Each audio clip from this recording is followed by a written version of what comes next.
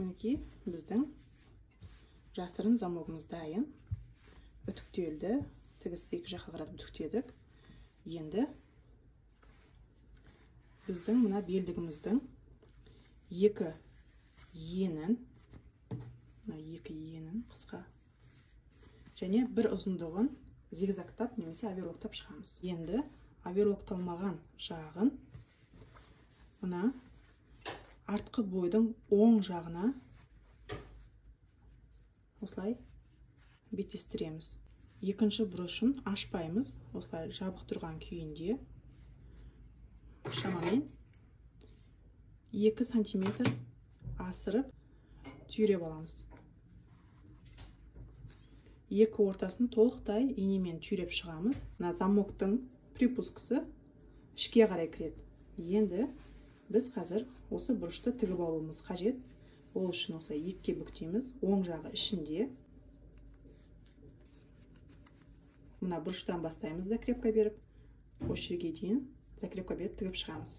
Содан кейін мына белдік пен белдемше қосылған жерді 1 сантиметр жеткізбей, барлық мына выточкаларын дұрыс жаққа жатқызып тігіп шығамыз. Мына бұрышты бірінші тігіп алдық 2 сантиметрге дейін.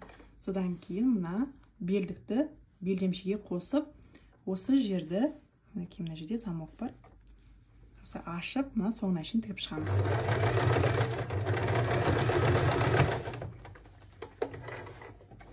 Припускты қиып тастаймыз, сонда ұшы дұрыс шығады.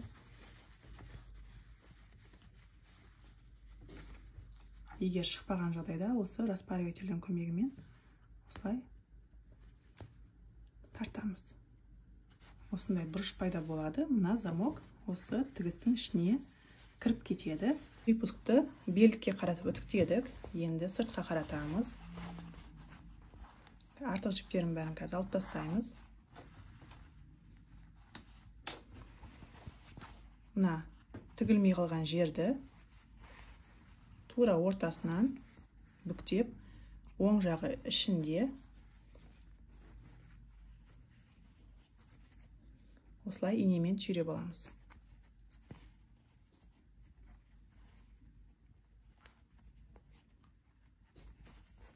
Мінекей. Мына замоктың ар жағынан түйреміз және осы жақтан тігіс жүргіземіз. Закрепка береміз.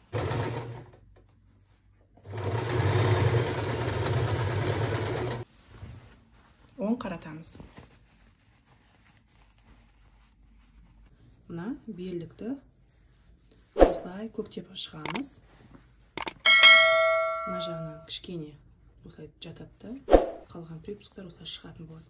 Енді матаның оң жағынан мына белдік пен белдемше қосылған екі ортаны, осы екі ортаны тігетін боламыз. Мына жоғарыға шықпаймыз белдікке, төмен қарайда қатты түспейміз. Осы екі ортаға закрепка беріп тігіп шығамыз. Тікпестен бұрын біз инені мына шетіне емес, кішкене 5 мм асырып тігуді бастаймыз. Себебі былай бізде тігін машинасы жүрмей қалады. 5 мм асырып тігіп, закрепка беріп артқа қайтамыз да алдыға қарай жалғастырамыз.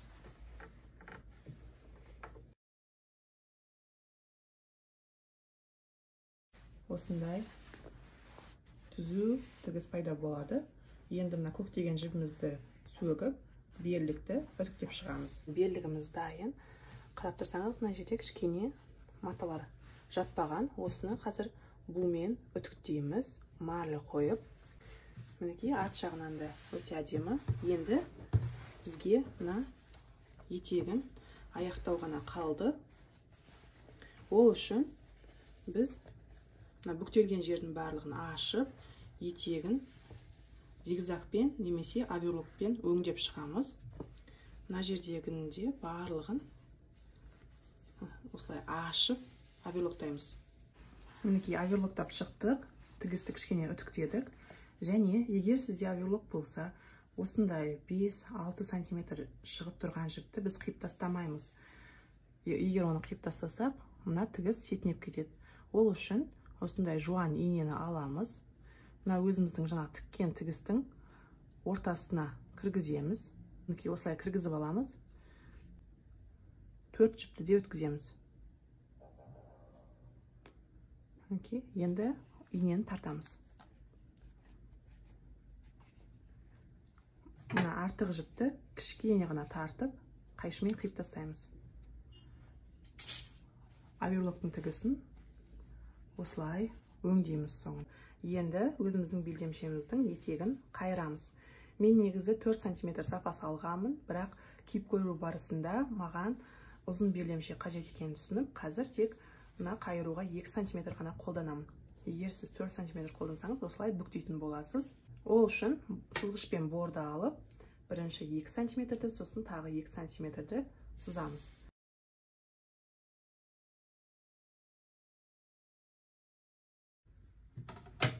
Енді осы 2 сызық бойынша қазір үтіктейміз. Тура осылай үтіктеп шығамыз. Мына үтіктелген жер, екі жерде де бірдей екеуіне көз жеткізуіміз керек, осылай түзу болу керек. Содан кейін мына шлицаны оң жағын бір-біріне осылай беттестіреміз.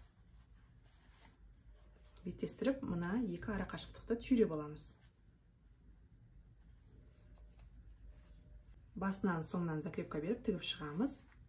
Енді мына екіншісін толықтай ашамыз. Толықтай ашқан күйі оң бетін бір-біріне беттестіреміз. Содан кейін мына бүктелген жер бойынша көктейміз, осылай түйрейміз. Шлицамызды толық ашып, екі бүктеп, осы жерді де тігіп шығамыз. Мінекей, екі ортаны тіктік, оң қараттық, осылай үтіктеп алдық. Екінші жағында тура осы жағынан тігіп, үтіктеп алдық. Енді тексереміз. Біздің шлицамыз бір-біріне осылай тура бірдей болып келуі керек. Енді мына етегін тігу ғана қалды. Мысалы, сізде 4 см-ге қайырылса, сіз 3,5 см ары қашықтықта тігесіз. Яғни мына припусттың үстінен басып тігесіз, сыртынан тігесіз. Сонда тігіс түп-түзу болып шығады. Менің жағдайымда мен қазір сыртынан сіздерге 1,5 см ары қашықтықта тігіп көрсетемін. Ол үшін біз сыртынан осындай түйреуіштермен түйреп аламыз алдымен. Тігін машинасымен танысқан кезде біз осы панель туралы айттық. Яғни 15 дегеніміз мына инеден оңға қарай 1,5 см дегенді білдіреді. Енді мен сол 1,5 см-мен тігетін болғандықтан матаның шетін тура 1,5 см-ге әкеліп отырып тігетін боламын.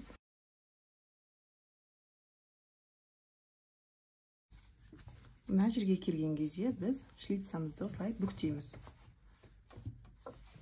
Осылай бүктеліп жату керек. Мінекей біз етегін тігіп алдық. Осылай дайын күйінде болады. Енді үтіктеу ғана қалды. Үтіктеместен бұрын мына бір жерді бізге тігіп тастау керек. Қалтаның қол кіретін жері, мына 5 мм жерді біз закрепка беріп тігіп шығуымыз керек. Себебі қол кіріп шыққан сайын бұл жер сөгіліп кетпес үшін. Екінші жағынан да тура осылай қайталаймыз. Мына декорлық тігіске дейін тігеміз. Одан асып кетудің қажеті жоқ. Осындай сапалы қалта бізде пайда болады. Енді мына жерге бізге ілмек немесе түйме салу қалды. Шалбарға арналған ілмекті саламын. Біреуін осылай қойып, екіншісін осылай тұратындай қылып тігуім қажет. Мына бөлігі көрінбес үшін мен 0,5 см сызамын осылай. Және 5 см-дің дәл ортасы бұл 1,75 пен 3,5-ның ортасы. Қазір мына түйінделген жерді артына да емес, мына төбесіне де емес, тура мына ортаға қалдыруымыз керек. Ол үшін осылай тігеміз. Сонда түйінделген жер мына темірдің астында қалып қалады. Өткіземіз бірінші. Тура осы жерді осылай іліп аламыз қайтадан. Арт жаққа өтпеу керек.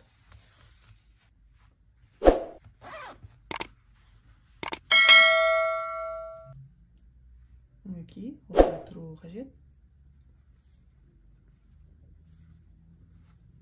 Мына жерді осылай белгілеп аламыз да шығарамыз.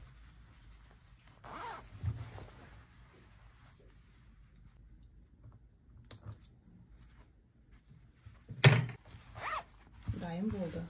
Сыртынан ешқандай белгі тігіс көрінбеуі қажет, ішінен де. Енді белдемшені толықтай үтіктеп шығамыз.